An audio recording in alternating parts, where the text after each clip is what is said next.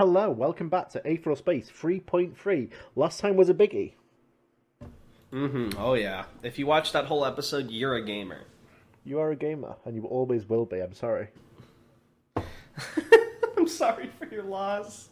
I forgot because we watched anime openings in between. I was gonna get a Tums for my heartburn, but oh well. It was the same. Got distracted. So yes, recap. Last time, a lot of things happened. Skipper refused to tell Dragon why they kidnapped, or refused to tell him what they had kidnapped him to do, but they told him why they kidnapped him, which was to kill someone, probably the Supreme, to have a revolution in the Supremacy. And then we saw Serena and Bruno interact with, I believe his name was Director Sate, a little bit, in a dialogue that could pretty much amounted to capitalism bad, old people screwed you over. And then we got to see President Chale and Secretary Zhao. Secretary Zhao is kind of like, I think, the only decent one in that whole room. He was like kind of the voice of the audience. We see little puppet baby pet President Chale humbly petition VR chat avatars, the sponsors. I don't remember each one. There was like War, Expansion, Care. War was kind of the leader, though, yeah. Plenty, yeah. War was like the big name. I assume because he controls S4, from what I gathered. Or at least was like the one who was like paying them or something. Etc., etc. And they all talked, and then it ended with War talking to Plenty about how Care was getting old, I think, the snake, so they might have to kill them. But then they also said that Care mentioned that Skipper's back, and they seem to know Skipper for some reason. And they want to cash in on what he owes them? So, who knows? Could be something crazy. I don't know. Post your theories. Unless this chapter answers that. Sorry. Okay, let me get started. Serena sighed dreamily as she watched the blender annihilate the egg she'd put on there. "I love these things," she said, putting her face as close to the screeching blender she could. Poor fucking Bruno. Again, Bruno tried to take back control in order to end the abomination against the culinary arts that was taking place in front of him. But it was no use. Serena's will to blend the egg was too strong. "Stop it!" he forced out through gritted teeth. "If you break it, the hotel will make us pay for it!" They stood in the kitchen section of the hotel room Skipper had rented out for them all. The room wasn't that big. It was an open plan, with sleeping, relaxation, and cooking areas separated only by different colors of the floor. I cannot get over that you don't use Oxford commas. I'm sorry. It drives me nuts. They'd already dumped their sleeping bags in the sleeping area. Skipper had been too cheap to give them individual rooms, and the rest of the crew had gone out to get more food than what had originally been in the fridge. "You converted! For me!" Yeah. Can't believe it. This tough, right? friendship. It has been tough. No Oxford commas. This is true friendship. When you change your whole writing style for your friend. Which left Serena with guard duty, and by extension, Bruno with babysitting duty. "It's fine," said Serena, waving a hand dismissively. "Mr. Skipper has a load of money anyway. He'll just pay for it." It's very interesting, because this only bolsters, even though we kind of already knew Skipper wasn't lying about revolution, he clearly doesn't need a crime for money, because he fucking buys everything. "He'll just pay for it." "He won't," said Bruno, speaking in the mind rather than with his mouth. "He'll make us pay for it, and he'll be mad." "Mr. Skipper doesn't get mad," said Serena, again waving that damn hand. She truly just didn't care. "You worry too much." Bruno sighed. There was no getting around this. This egg was going to get fucked up no matter what. Serena continued watching as the egg's yellow yolk splattered against the sides of the blender, tiny cracking noises ringing out as fragments of the shell collided with the plastic. She giggled as the catastrophe ensued, cracks running over the blender's surface, thin lines of smoke belching out from the machinery. There was a knock on the door. Immediately, Bruno took control of the body, leaping back and putting himself into a combat stance. He ignored Serena's protests. If there was a threat, it was his job to defend the body until Serena could counterattack. He poured his purple aether into the air in front of him, partially solidifying and strengthening the air in front of him to create a force field. It was noticeable only by the slightest rippling. The shield was big enough for Bruno's entire Do I need to read that? Oh, strengthening that air. The shield was big enough for Bruno's entire body to hide behind, so it wasn't very strong. But it'd be sturdy enough to withstand 1 or 2 Aether-infused shots, and give Bruno a better chance to run for it. Whoever was at the door knocked again. Skipper wouldn't have knocked. He had the room key. If it was Ruth or Dragon, they would have called for him after he didn't answer the first time. At any rate, they'd agreed that he'd received a message on his script when they entered the hotel. So it definitely wasn't a member of the crew. "Who's there?" Bruno shouted out, keeping his body as still as possible. Room service? No. If that was the case, then they'd have already announced themselves as well. It was someone trying to be discreet. There was a moment of silence. Then a gruff voice rang out from beyond the door. "S4 Investigation Division, we have some questions for you." Bruno tensed further, bringing his body lower to the ground, shrinking the force field to cover his new position. "You don't have to come in to ask questions," he called out. "Go ahead, ask me from there." Another pause from the door. There was a mumbling, too. The original speaker was conferring with another person, so there were at least 2 enemies. He risked a glance backwards, towards the window. They had a balcony, so if it came down to it, he could jump over to the next room and escape that way. "We have a warrant," came the voice from the door. "If you don't... Excuse me, I'm so sorry. If you don't open up, we'll be forced to break down the door." Bruno gulped. This definitely wouldn't be ending peacefully, then. He'd have to use that escape route.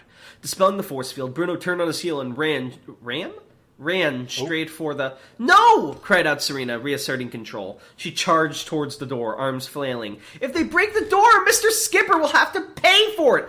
"Idiots!" Serena swung the door open and blinked as a pair of plasma bows were pointed right at her face. "Oh," she said. Fucking Serena, you have to have... How can she be that stupid? Shaking my head. She only had good intentions. I'm sure. "This place stinks," said Dragon, holding his nose as they walked through the busy Talden streets. Cars zipped past overhead, and the walkways that they strolled on were packed with people.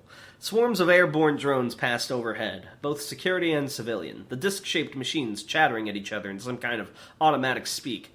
Ground-based maintenance drones crawled over the walkways like hand-sized spiders, repairing any signs of damage that came up, no matter how minuscule. "That's the smell of people, kiddo," said Skipper, stretching his new arm as he walked. Dragon shot him a glare. While he was walking carefree, Dragon and Ruth were stuck hauling the groceries. "I'm from Crestpool," snapped Dragon, holding a bag of fruit in his arms. "You know how many people they stuff into those breather cities? I know what people smell like. This is worse." "I have to say, yeah," said Ruth. She was holding 2 bags in each hand, I assume in each hand, with barely an effort. Sometimes Dragon envied that kind of strength. The place I grew up weren't... Wasn't? Dialects. The place I grew up weren't exactly sterile either, but this is definitely worse. Okay, so she's like kind of country. "Wasn't," muttered Dragon. "You mean it wasn't sterile?" Ruth blinked. It was clear she had... It was... I thought you made a spelling error. I see, because I'm having to help you edit. Ruth blinked. It was clear she had no idea what he was talking about. "Oh, yeah, cool," she said. "Anyway," said Skipper, waving his new mechanical hand to punctuate his speech. "This place got so rich harvesting Nendon gas from deep... that sounds an awful lot like Nendo. Interesting. Tan. What's Nendo? I don't know Wait, what is that that what it's called? Oh, Nen. Sorry, I'm stupid. I got Nen and Nintendo mixed up in my head. I'm really dumb. Nen, sorry. I wonder where you got that from. Nendon gas from deep beneath the planet's surface. The stuff makes good fuel. It's no surprise the fumes from all that mining are a little, pungent, you know? Dragon gave Skipper a glance. He sure seemed to know a lot about this place for someone who'd only just arrived. Skipper took in a deep breath through his nose. "Ah, get a whiff of that lung rot. Nothing like it." As they walked back to the hotel, is lung rot, like, is he making a joke about all the smoke in the city, or is that like a plant or a chemical? That's him making a joke. Okay. As they walked back to the hotel, Dragon looked off to the side and saw quite a few people setting up stalls, and on many of the street corners, many straw effigies had been set up wearing business suits. There were firework installations, too, and huge red band... Oh, festival? Festival arc? Dragon and a yukata? Is it happening? Is there a party or something going on? Said Dragon, looking at the preparations as they passed. Oh, said Ruth, following his gaze. Yeah, I heard people talking about that. They're setting up a Nyan, I think. Did I pronounce that right? That's right. Dragon furrowed his brow as they passed the corner. The hell's a Nyan? Ruth grinned. She clearly liked the idea of being in a position to explain things. You've never heard of it? It's like, a party when someone dies. That's called a funeral.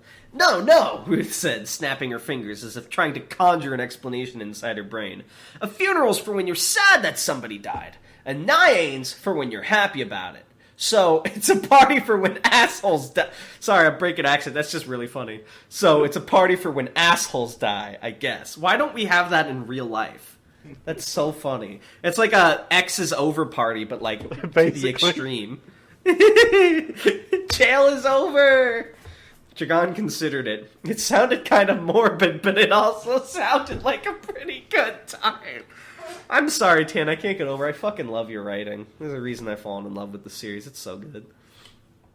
He couldn't deny that he loved himself a bit of Schadenfreude. It was originally a tradition from... Oh, this is Skipper. It was originally a tradition from the final church's suburban sect, if I remember right, said Skipper, running his hand over the railing as he talked. But now we all get to enjoy the festival of gloating. Sharing is caring, right? Dragon raised an eyebrow. Did you pull that explanation from an encyclopedia? Skipper laughed heartily, puffing out his chest like a proud bird.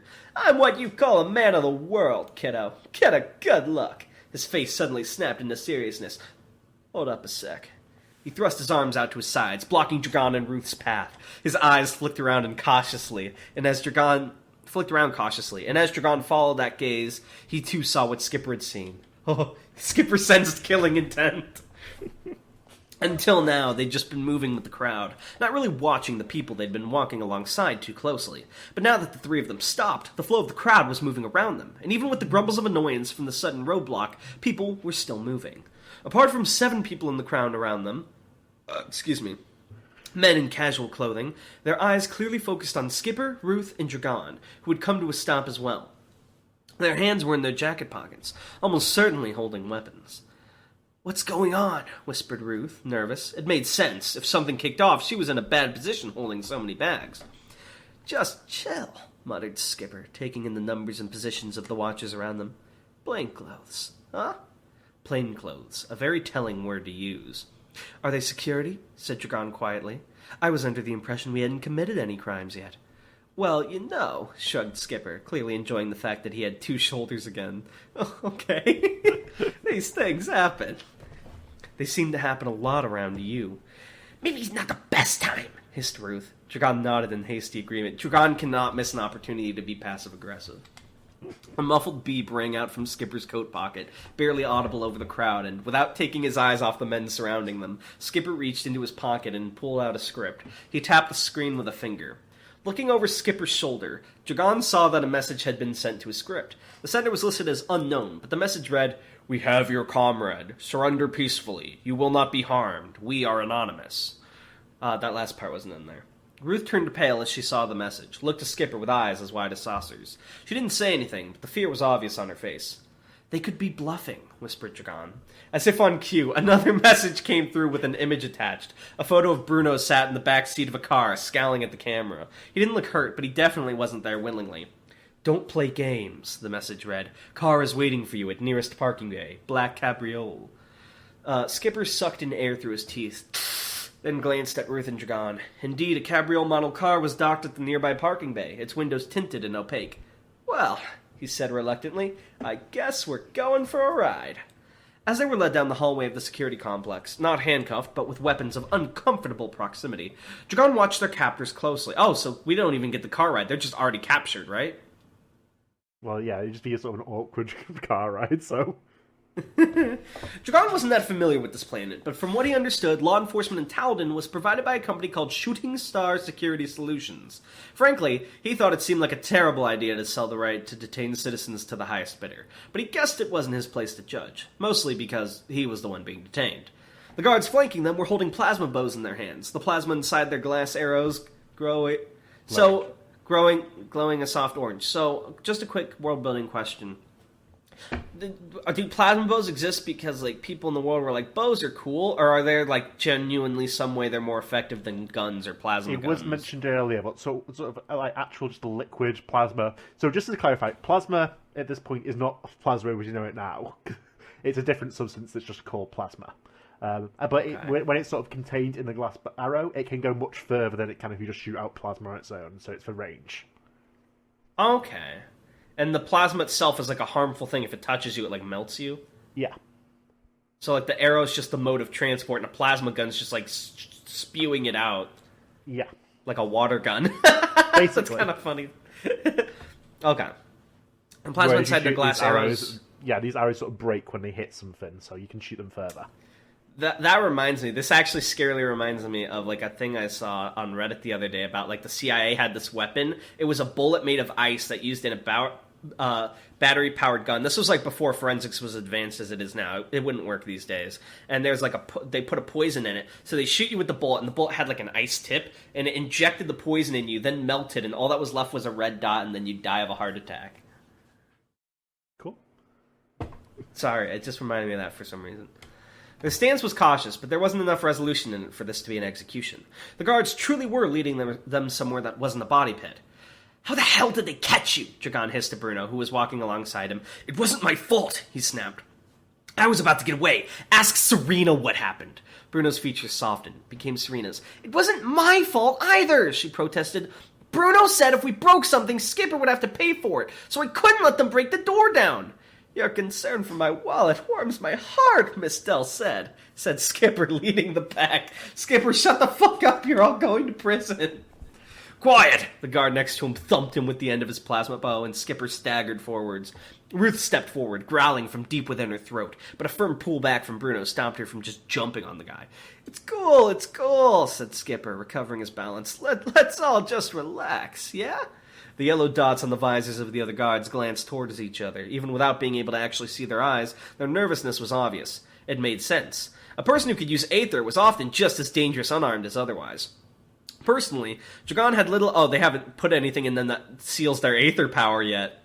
Personally, Dragon had little doubt Skipper, Ruth, Bruno, and Serena could dispatch these guards with ease. The prospect of him managing it gave him a little more pause, though. They reached a large wooden door at the end of the hallway. A plaque above it read, "Grennis Deer, Section Commander." "He's expecting you," the guard who'd shoved Skipper said, indicating towards the door with his bow. Skipper nodded theatrically, reached out with his hands, and pushed the door... They're not even fucking handcuffed?! And pushed the door open. Hold on, can you describe to me, are they like... They're just being, like, led? Yeah, so they're not under arrest, it's sort of a... It's very... It's sketchy, but it's not like... You're under arrest, we're bringing you in. They got invited to the Velvet Room. Yeah, you got invited, quote-unquote. Right. Yeah. Skipper nodded theatrically, reached out with his hands, and pushed the door open, striding through without even taking the time to check what was beyond it. Dragon, Ruth, and Bruno followed behind him. The room was indeed an office, spacious but not gaudy, with the far wall being a window that looked out upon the landscape of huge buildings spearing up into the sky like great metal trees. There was a slight distortion to the glass. Dragon recognized it as being far beyond plasma-proof. Likely you could survive a bomb going off in here. The man sitting behind the desk at the head of the office was a stocky but solid and clearly a pugnant. Judging by the golden glint in his eyes and the fang that that's what confused me, sorry. And the fang that poked out of his mouth. Out of this mouth? Oh, his mouth, yeah. Two prosthetic windpipes ran along the side of his neck, re-entering his body just underneath his jaw. Oh, he's a smoker! He smiled mirthlessly. "We meet at last, Mr. Skipper." "Pleasure," said Skipper in a voice that suggested anything but, "What can I do for you?" The stocky man leaned over the desk, eyes flicking around the group in front of him. So pugnants are just like muscle people, right? Yeah, they're strong. They're strong? Yeah, Ruth is a pugnant too. Okay. And they've got fangs, but Ruth has like half a fang for some reason. Yeah. Yeah, but some people have more fang than other. Right. "You seem like you want to get right into it," he smiled thinly, speaking with a drawl and accent. "Kinda anxious to get to it, huh?" "It's up to you, pal." The stocky man nodded. "Why don't you take a seat?"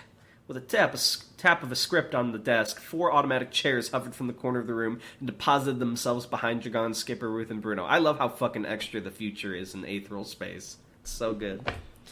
Can't have the chairs just there. They have to be summoned. Skipper sat down first, crossing his legs, and the others followed suit.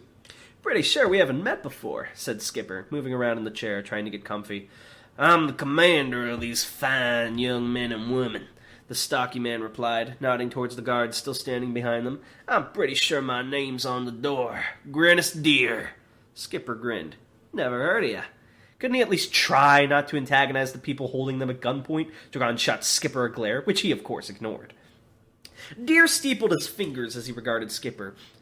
Be that as it may, Mr. Skipper, he said, I have certainly heard of you. You and your cohorts caused quite a stir last time you were here. I fucking knew it! Seeking further information, Dragon glanced at Ruth and Bruno. There was no recognition on their faces. Whatever Skipper had done on Talden, they hadn't been with him at the time. Oh god, Skipper used to have another crew just like Hams, and they all died. No, is that what happened, Tan? We'll see. Well, Skipper chuckled, rubbing the back of his neck. Youthful indiscretions. Smiled Deer. I know exactly what you mean. Like you said, these things happen, don't they? Skipper grinned. Exactly. Unfortunately, Deer went on, in this case, those youthful indiscretions carry a sentence of 30 years hard labor. Skipper's laughter trailed off into a bizarre choking sound. 30 minutes hard labor? He said, clearly hoping that he just misheard, or more likely wanting to appear a fool. Deer glared at him. 30 years. You mean 30 days, right? 30 years. Skipper groaned, obviously realizing that he couldn't get out of this one by playing stupid. Is it too late to say that I'm actually not Skipper? He said, giving it one last go. Deer raised an eyebrow. It is. Shit, said Skipper, folding his arms. Yes. What? What? Yeah. Why yes? Yes, Skipper. shit. Skipper leaned back in his chair for a moment. It looked like the thing would just topple over, but I'm guessing this is where they get hired to take on the citizen, and then they're going to be like, but the citizen fights for justice, and they're going to join the citizen side in the end. Skipper leaned back in his chair for a moment. It looked like the thing would just topple over, but he managed to keep his balance. At any rate, Dragon moved his own seat a few inches away just to be safe. Staring up at the ceiling, arms still folded, Skipper spoke. Since I'm not already doing my 30 months of hard labor, can I assume this is one of those situations where you offer me a deal? You can. And if I take that deal, we get off scot-free. Yes? You're free to believe that. Skipper shot the security official a rare glare. Yes or no, Baldy? Baldy? Deer started, looking genuinely hurt. Oh, as he put a hand up towards his head before putting it back down onto the desk. Yes. If you assist us with a small matter, all previous offenses will be forgotten. We need that in writing, cut in Dragon, earning himself an amused smirk from Skipper, and a raised eyebrow of annoyance from Deer.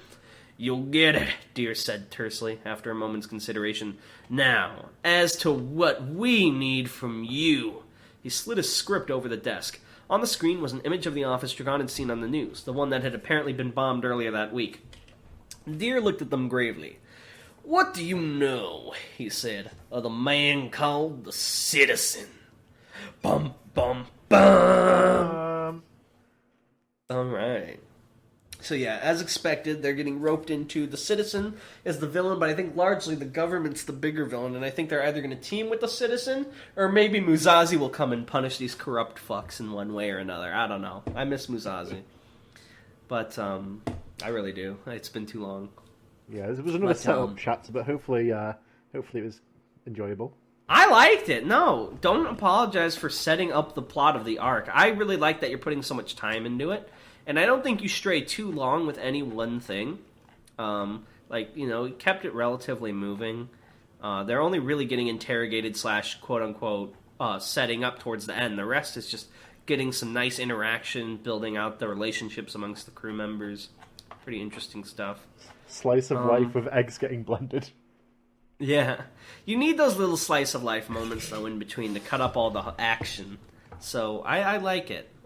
It's not... I won't pretend that, content-wise, it was as good as the last chapter, but because the last chapter had a fuckload, but, this was pretty good. Don't hate yourself.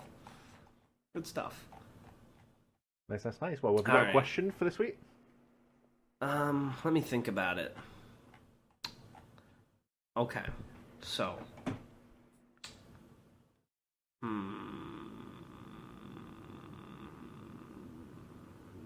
Okay. This one doesn't really have anything to do with the chapter, because as you said, the chapter is mostly set up in slice of life. But if you were reborn in Aetheral Space World, and you can't choose Scurrent, because there's too much variation, everyone would just choose it and give themselves the best modifications. But you have to pick. Would you rather be Cogitant, Pugnant, or Umbrant? And why? Or Crownless, I guess. Good. Would you rather be normal? Normal boy, like Skipper, who is very not normal in terms of his self, but... Skipper, as a character, is the definition of experience/effort trumps innate talent. Though instead of innate talent, it's Dragon's racial ability, and experience is probably war crimes. Right, well, that's it for this one, I think. Yeah, I think so, unless you got anything else. That's it from me. Bye! Alright, bye!